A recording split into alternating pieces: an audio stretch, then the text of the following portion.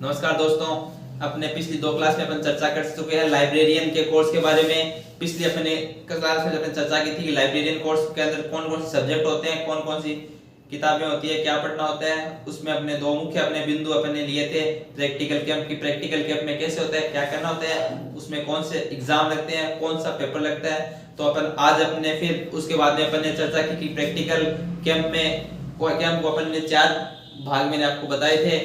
Classification, कैटालॉगिंग, classification में 2 भाग बताए थे, सीसी और डीडीसी। कैटालॉगिंग के 2 भाग वाले में ट्रिपल सी और एसीआर। ठीक है, तो आज अपन चर्चा करेंगे अपनी कॉलम क्लासिफिकेशन पे। कॉलम क्लासिफिकेशन कैसे पढ़ा जाता है। कल अपने थोड़ा कॉलम क्लासिफिकेशन में थोड़ा अपने नॉलेज दिया था। आज अपन कॉलम क्लासिफिकेशन की पूरी जानकारी प्राप्त करेंगे। तो यह कॉलम क्लासिफिकेशन बुक है, यह सभी विद्यार्थियों के पास होना अनिवार्य है। आपको प्रैक्टिकल के अंदर इसी की सहायता से यह पुस्तक आपको दी जाएगी करने के लिए। आपको इसी कॉलम क्लासिफिकेशन की सहायता से आपको प्रैक्टिकल कैंप अपना एग्जाम देना होगा। कॉलम क्लासिफिकेशन का सबसे महत्वपूर्ण और प्रथम रूल यही होता है कि इस पर आपको पढ़ते समय आपके पास पेंसिल होना कंपलसरी है, क्योंकि इस पूरी पुस्तक पे पेन चलाना मना है। मना इसके जो लेखक है रघुनाथन जी, उन्होंने एक नियम प्रणाली में कहा है कि इसके ऊपर पेंसिल नहीं चलानी, और वही प्रथा आज तक अपन सभी लोग मानते आ रहे हैं। तो कॉलम क्लासिफिकेशन यह एक वर्गीकरण की विधि के लिए होता है। वर्गीकरण की विधि आप अपने थ्योरी की क्लास में आप जानोगे कि वर्गीकरण की विधि में क्या होता है, वर्गीकरण की विधि क्यों आवश्यक है। तो उसी वर्गीकरण की विधि के लिए आपको इसकी आवश्यकता है कि कॉलम क्लासिफिकेशन वर्गीकरण की विधि है, इसके अंदर कुछ मुख्य रूल होते हैं, उसके अनुसार आपको पढ़ना पड़ेगा। तो आज अपन कॉलम क्लासिफिकेशन 6th एडिशन है, और मेरे पास 2020 में सबसे नवीनतम रीप्रिंट 6th एडिशन ही आज तक रीप्रिंट होता आ रहा है। तो मेरे पास सबसे लेटेस्ट रीप्रिंट अपने एडिशन है। तो अपन चर्चा करते हैं कॉलम क्लासिफिकेशन पे कि अपने पुस्तक खोली, ये इसके सामान्य विवरण है, और अब ये यहाँ पे है कंटेंट्स। ठीक है, तो कंटेंट्स के अंदर मैंने आपको कल बताया था कि आपका जो ये कंटेंट्स आप देख पा रहे हो, ये कंटेंट्स लिखा हुआ है। तो यहाँ पे सबसे पहले ये कुछ इसके रूल है, ये कुछ सामान्य यहां तक चैप्टर 8 तक यहां पर इसकी सामान्य जानकारी है, जो आपके आगे सभी चैप्टर में काम आएगी। सभी चैप्टर में आपको एक बार आपकी जो मेन क्लास है, आपको अपने मेन क्लास के अकॉर्डिंग ही आपको अपना टाइटल चूज करना पड़ेगा, और टाइटल के अनुसार आपको आंसर देना पड़ेगा। मेन क्लास जैसे कि एक तरह का यह वर्गीकरण कि मेन क्लास में आपको हर विषय की क्लास इसमें अंदर आपको साइंस की क्लास होगी। जैसे कोई अगर साइंस का टाइटल आता है तो आपको मालूम चल जाएगा कि यह अपना टाइटल साइंस से है, तो अपन एक साइंस का वहां पे फॉर्मूला होगा, अपन को उस फॉर्मूले से वहां पे उसके नाम के आपके हर एक नाम के कोड होंगे, वो आपको कोड लगा के और उस फॉर्मूले का यूज करना है। तो यहाँ पे देखो कि मैं आपको मेन क्लास बताता हूँ। मेरे पास मेन कौन सी क्लास है, मेन क्लास होती है, ये बुक आपको दिख रही है। कंटेंट आपकी मेन क्लास शुरू होती है चैप्टर 9Z से। यहाँ पे देखो यह chapter 00, chapter 01, chapter 02, chapter 03, chapter 04, chapter 05, chapter 06, chapter 07, chapter 08, chapter 1, chapter 2, chapter 3, chapter 4, chapter 5, chapter 6, chapter 7, chapter 9Z, chapter 9(2). उसके बाद में आपका शुरू हो जाता है B, C, D, E, F, G, H, X। यहाँ पे आपको HZ मिलेगा आपको कॉलम क्लासिफिकेशन की पुस्तक में, पर वहां पे आपको HX करना है। उसके बाद में I, J, KZ है, उसको आपको KX करना है। LZ है, LX करना है। M एक आपको ट्राइंगल का निशान मिलेगा। फिर N, O, P, Q, R, S, T, U, V, W, X, Y, Z, ये इतनी क्लासें हैं। आपको मैं एक एक क्लास बताता हूँ। 9Z यह है जनरल या बिब्लियोग्राफी। इसके बाद में है 9(2), यह लाइब्रेरियन साइंस, बी मैथमेटिक्स, सी फिजिक्स। यहाँ पे ये सारी डिटेल आपको दी हुई है, मैं आपको एक बार पढ़ के बता रहा हूँ। C physics, D engineering, E chemistry, G biology, H zoology, H X meaning, I botany, J agriculture, K zoology, K X animal husbandry, L medicine, L X pharmacology, M useful art, एक अपने triangle करके है उसका spectrum experience and my system, फिर N fine art, O literature, P legalist, Q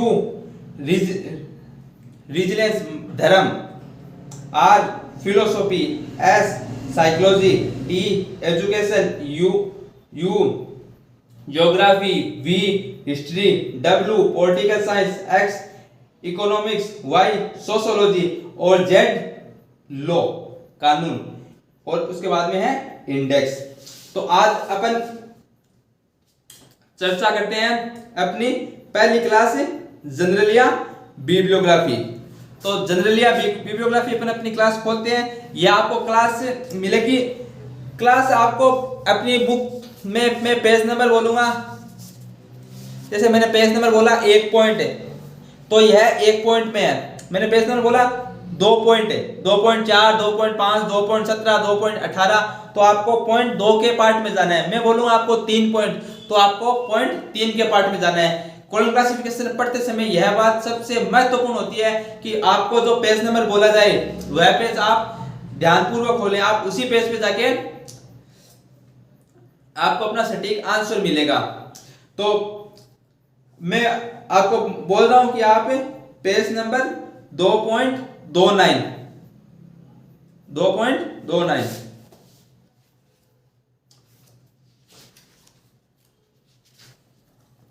2.29 page है, इसका नाम है जनरल या बिब्लियोग्राफी। तो जनरल या बिब्लियोग्राफी यह इसका पेज नंबर 2.9। इसकी आपको मैं सामान्य जानकारी देता हूं कि जनरल या बिब्लियोग्राफी, इसके अंदर आपको एक फॉर्मूला, आपको हर में फॉर्मूला लेके चलना है। फॉर्मूले के अकॉर्डिंग पढ़ना पड़ेगा, उसके अकॉर्डिंग ही आपको करना, सारा कार्य करना पड़ेगा। तो जनरल या बिब्लियोग्राफी, तो सबसे पहले मैं आपको जनरल या बिब्लियोग्राफी की जानकारी देता हूं। 1 मिनट में अपनी बुक को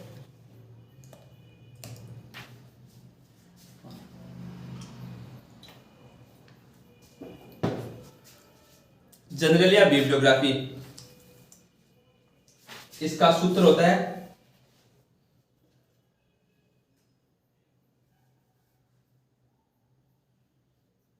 ए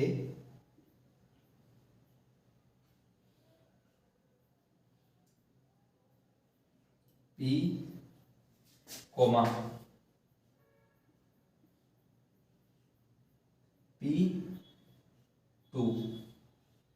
P2 के बाद में कोई निशान नहीं है,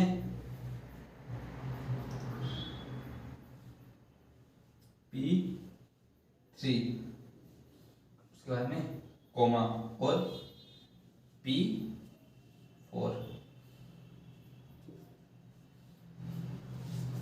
ये फॉर्मूला आप ध्यान से फॉर्मूला देख लो।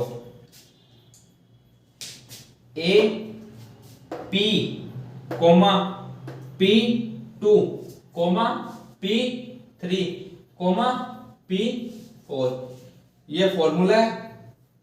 इस फॉर्मूले के अनुसार ही आपको अपना टाइटल दिया जाएगा, आपको उस टाइटल का आंसर देना है।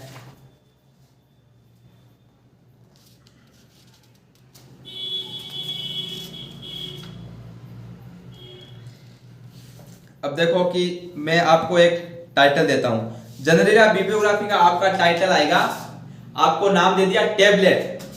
क्या नाम दे दिया? टेबलेट। TABLET, tablet. इससे पहले आपको जनरलिया या बिब्लियोग्राफी नाम आएगा, GENERALIA,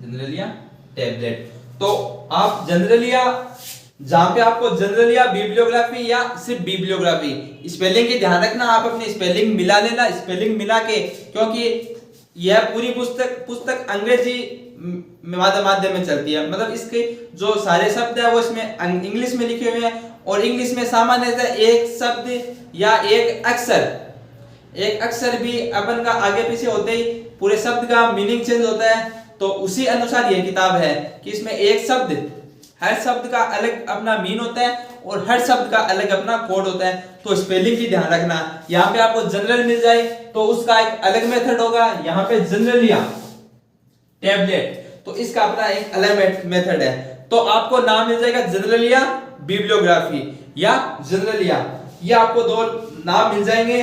तो आपको उसके अनुसार ही देखना, उसके अनुसार ही आपको अपना आंसर देना होगा। तो जनरलिया, तो आप यहां पे देखोगे जनरलिया, तो जनरलिया इसका ए हो गया, जनरलिया क्या हो गया, ए हो गया। और जनरलिया के बाद में आपका टेबलेट, तो आप अपने टेबलेट में देखो कि यह पी, तो पी टेबलेट का हो गया 11,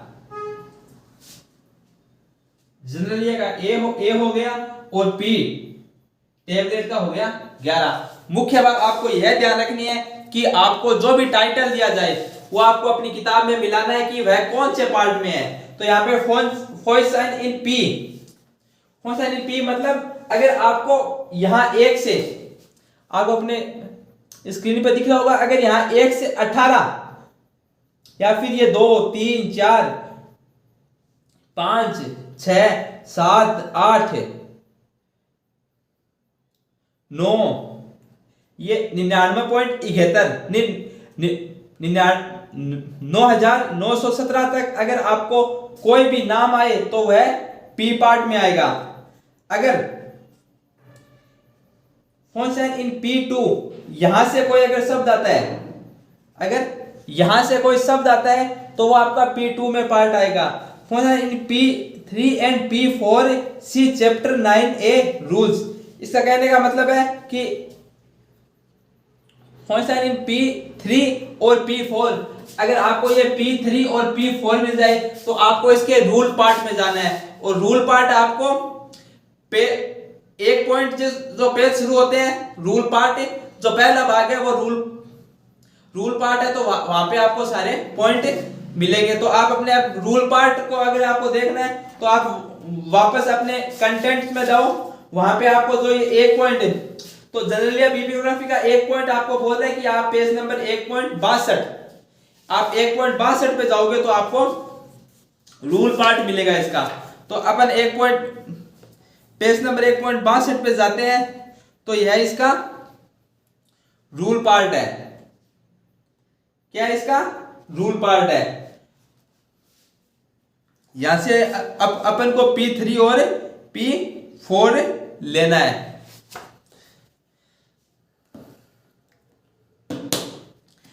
फिर अपन P2 का यूज करते हैं कि P2 का यूज कैसे होगा।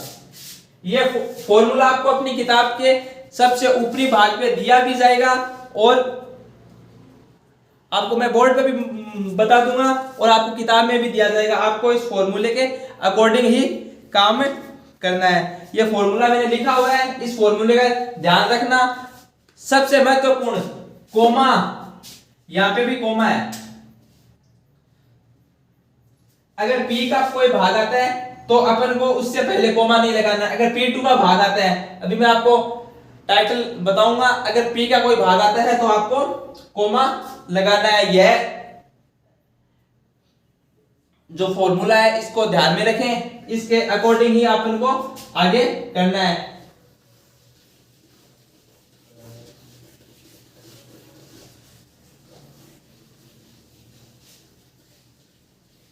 स्क्रीन के नीचे आपको मेरे कॉन्टेक्ट नंबर मिल जाएंगे। अगर किसी भी विद्यार्थी को कोई प्रॉब्लम हो, कोई भी जानकारी लेनी हो तो उस कॉन्टेक्ट नंबर से जानकारी ले सकता है। तो अब अपना अगर अगला अपन नाम देखें कि जनरल या बिब्लियोग्राफी,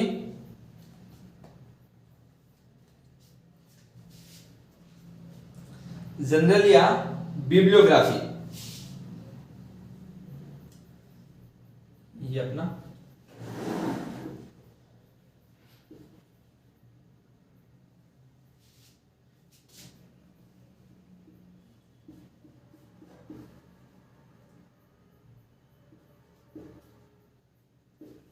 जनरल या बिब्लियोग्राफी,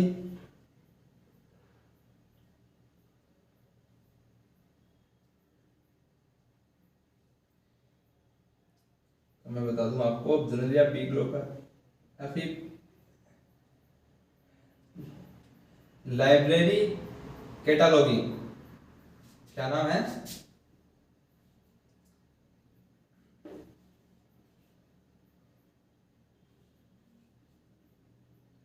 लाइब्रेरी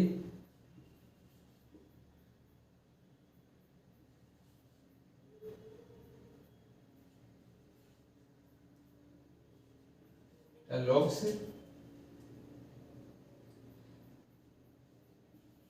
इन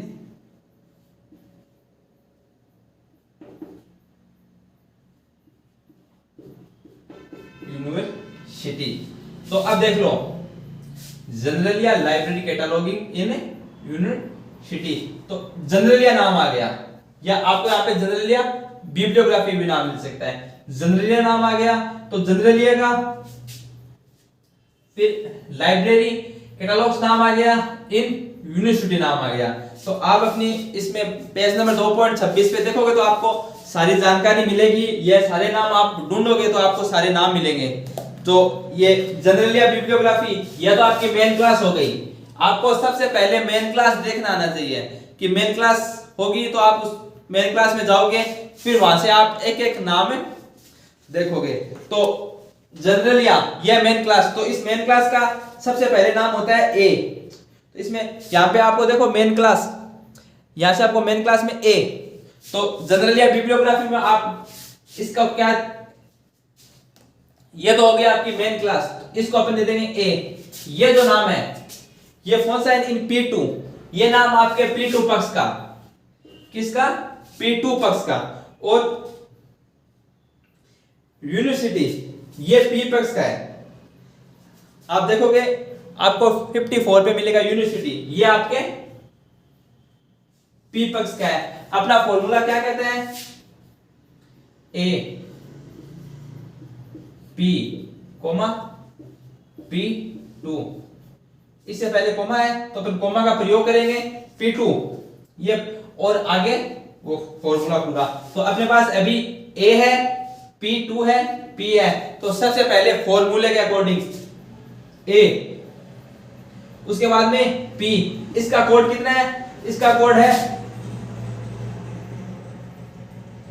और इसका कोड है लाइब्रेरी कैटालॉगिंग का 2, इसका ये कोड है, इसका ये कोड है। तो अपन ए के बाद में P का अपन कितने दे देंगे? 44 कोमा, फिर ये P2 2, ये अपना इसका आंसर हो गया। सामान्य चाहिए 2 से 2 नंबर का प्रश्न आता है, इतना सब उनको किताब वहां पे अपने को दी जाएगी, किताब से देख के बस यह नाम लिखना है और 2 नंबर मिल जाएंगे और आपको प्रैक्टिकल में पास होने के लिए सहायता मिलेगी। ऐसे आपको बहुत सारे क्वेश्चन मिलेंगे। आपको आप यह पुस्तक लाओगे तो यहाँ इसमें आपको देखने को मिलेगा, और जो आपको जो अपनी यूनिवर्सिटी से, जैसे से भी आप इग्नू से, वर्धमान, कोटा महावीर यूनिवर्सिटी से, या जो भी आपको यूनिवर्सिटी जहां पे आप एडमिशन ले रखा है, वहां से आपको जो पुस्तक मिलेगी, बुकें मिलेगी पढ़ने के लिए, उसके अंदर 2 पुस्तकें जरूर होगी। जैसे कि ये है वर्धमान महान यूनिवर्सिटी, तो इसके अंदर बुक है, तो ये है पुस्तकालय वर्गीकरण प्रायोगिक। वैसे ही आपको भी इस चीज की बुक मिलेगी जिसके अंदर आपको क्वेश्चन दिए जाएंगे, इसके अंदर आपको बहुत सारे क्वेश्चन भी मिलेंगे।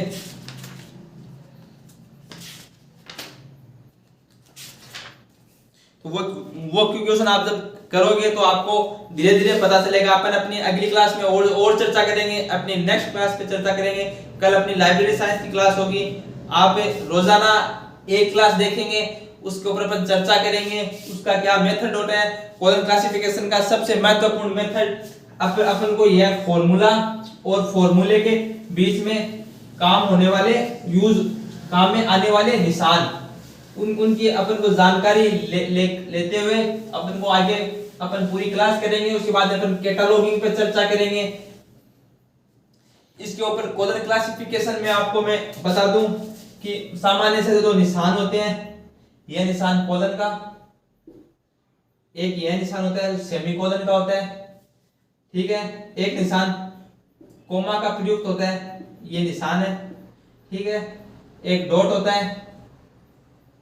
ये कुछ एक निशान होते हैं, चिन्ह, जो अपन इनका ही महत्वपूर्ण, इन चिन्हों का ही महत्वपूर्ण योगदान होता है। इसके अंदर महत्वपूर्ण योगदान मतलब इन चिन्ह की सहायता से ही अपन विभेद कर सकते हैं। क्योंकि इसके अंदर कि मान लो कि आपको अगर कोई नाम दिया जाए दो, तो अगर ऐसे दो है, अगर ये दो से पहले अगर कोलन है किसी में तो इसका मतलब और कुछ है, अगर दो ये है तो इसका मतलब और कुछ है।